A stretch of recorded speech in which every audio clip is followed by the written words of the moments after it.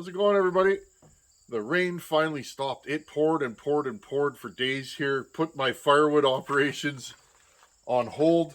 But it stopped raining, friends. So I'm going to try and get back into the cutting spot. We still got the tops of all those trees to cut up. The wood's getting smaller, but once we process all that, there's a couple more trees I want to take. There's a standing dead ash that's about 60, 70 feet tall in the back 40. There's a couple more spruce trees that we can cut.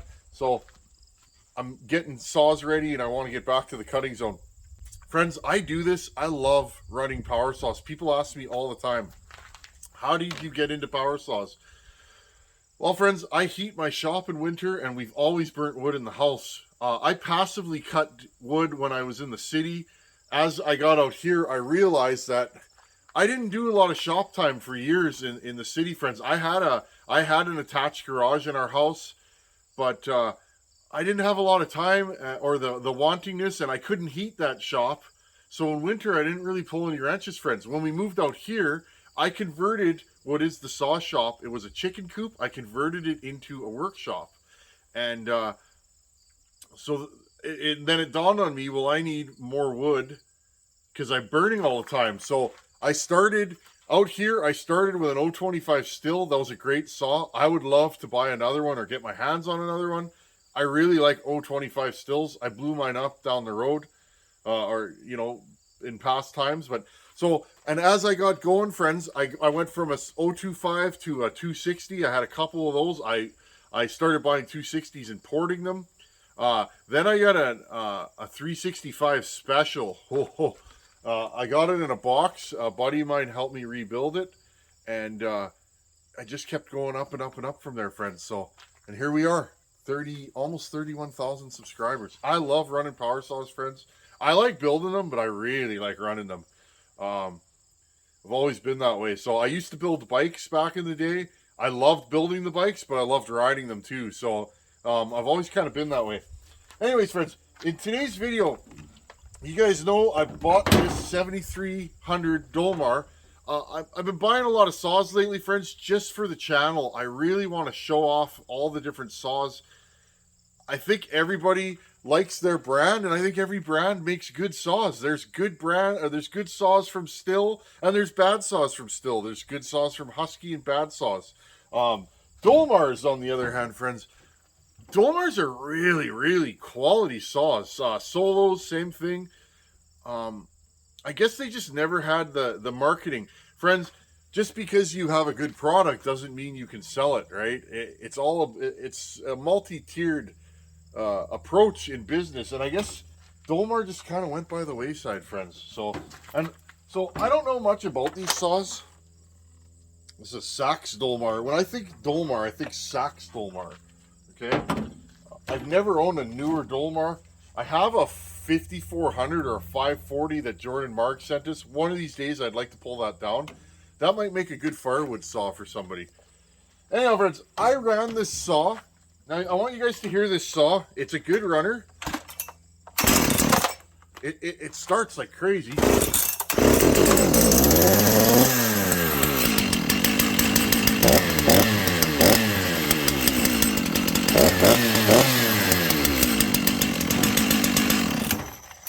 Okay, friends, this saw, it runs okay. I did take the limiters off. They fell off the other day. I was looking at the carb, and I didn't like the lack of adjustability on my carburetor. I feel like I should be in charge of what state of tune my saw's in, not some little plastic caps. A lot of you guys laugh at when I say they fall off. But anyway, friends, I ran this saw, and this saw is horribly choked up. So I'm going to go cut some firewood today. I'm just getting ready. I'm going to bar a few saws up. This is going to be one of them. But friends, I noticed something. I'm going to bring you guys in close. I noticed something that I found interesting. It looks like the bolt pattern on this saw is like pretty much the same width as a 266. We have in my possession the original, or one of the original, I hope you guys can see this, Bearclaw pipes. Okay? There is nothing pretty about this pipe, friends, but you know what? It works. This thing adds a certain level of performance to saws.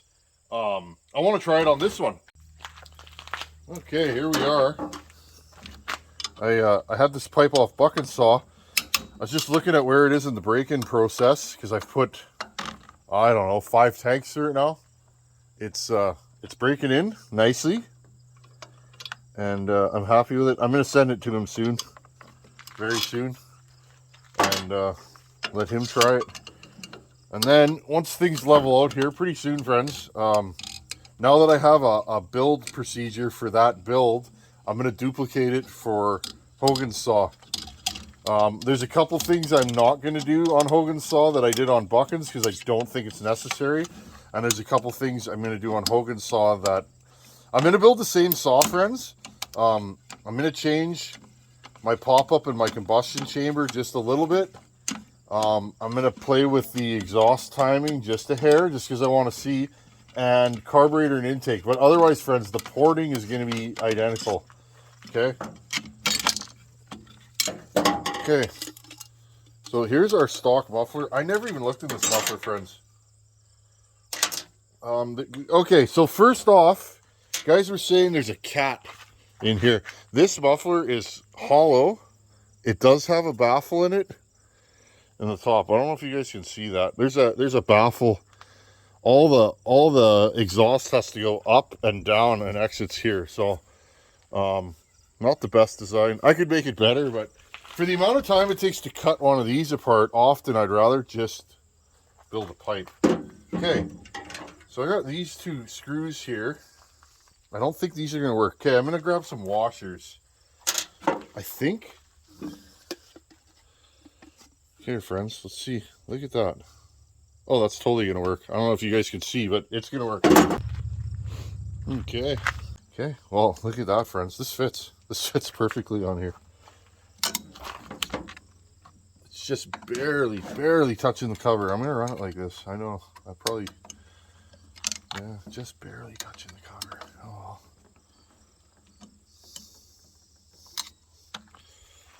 Like, literally, if this thing was a hair, and I mean a hair longer, it wouldn't touch the cover. And there's like a gap in there. We'll keep an eye on that. I really don't want to burn the cover on this saw. Okay, let's fire this thing up. Where's my hearing protection? Okay, I'm going to fire this thing up. Listen for throttle response. Now, this saw may be actually richer now. Let's see how rich it is. I'll give it some choke. Oh, that's good. This is a good running saw. I know why guys like these. They're good saws. Friends, one more thing. I'm going to adjust this pipe a little bit lower. The holes will allow me to do that. Okay, I adjusted it lower so that it's not hitting. Yeah, friends, this is a good running saw.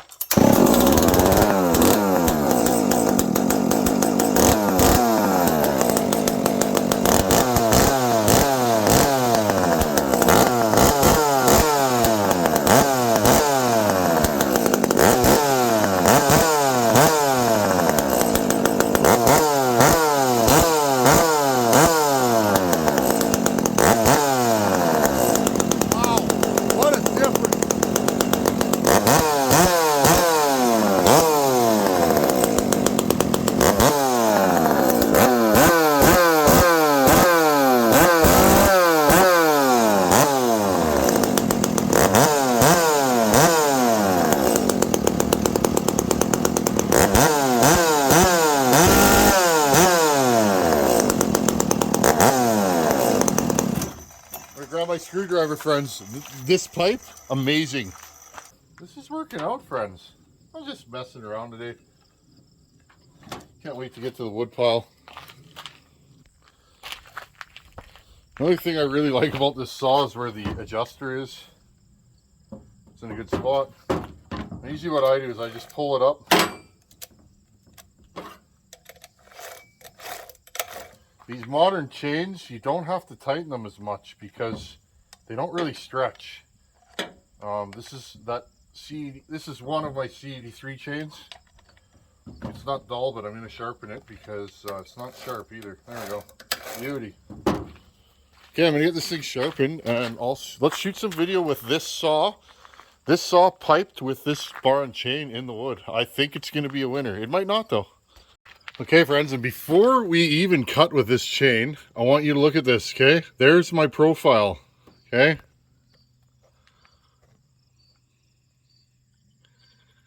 Right there, okay?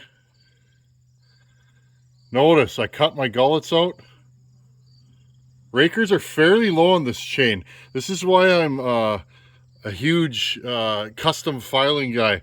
I know I'm cutting smaller wood today. I'm cutting hard and soft wood. I know this saw will pull this chain. So a little more hook on the chain right there and a little lower raker. Now this chain may dull quicker, but I got 3 saws with me. So again, custom filing is the way to be, friends. No guides, just get in there and practice. Okay, so I just wanted you guys to see that. And of course, that's on the Dolmar. Okay, I'll see you guys when we're at the site.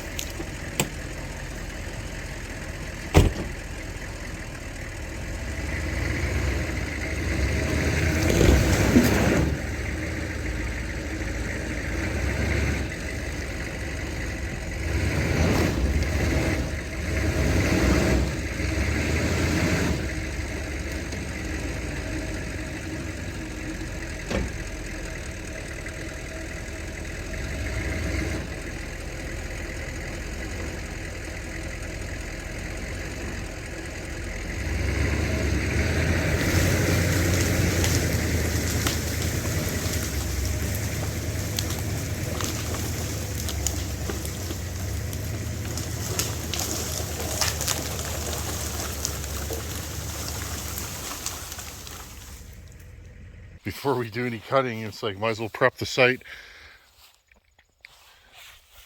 Again, I really like the diesel truck, the torque. I had it in 2-wheel drive mistakenly on the first pull, friends. As soon as I put it into 4, just muscle it out of there. Okay, let's fire up that Dolmar. This is nice. Let's see what we got here. Again, Bucking made a hole and put all my timber in the hole. Okay. And there's an ash tree there. There's another one here. I want all this gone, friends. This needed to go. This stuff was going to hit the house, so I'll just slowly but surely clean it up over time. But yeah, I can now back in. I can pull that one out, this one, that one, and just keep going. Basically, friends, what I learned working with an actual logger, make a plan. And the plan that I made is one piece at a time, right?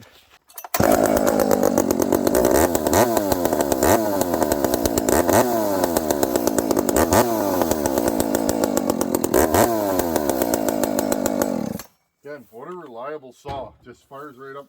This probably is going to be one of my go-tos. I haven't built many saws for myself in the last couple of years, so I bought a bunch lately just to add to my arsenal. Okay, so high jet is right there.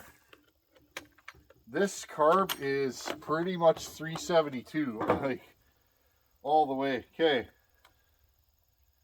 Now, friends, I took the limiter off, so just trying to, there we go. Let's see if this thing's leaned out now. Helps if you turn it.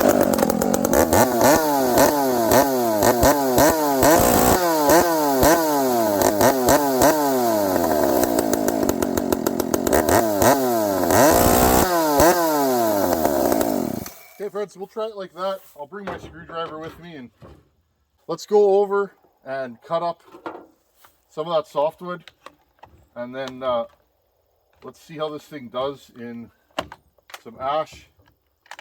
This ash is good stuff, friends. I'm happy we got into all this. Okay, I'll set you guys up over there.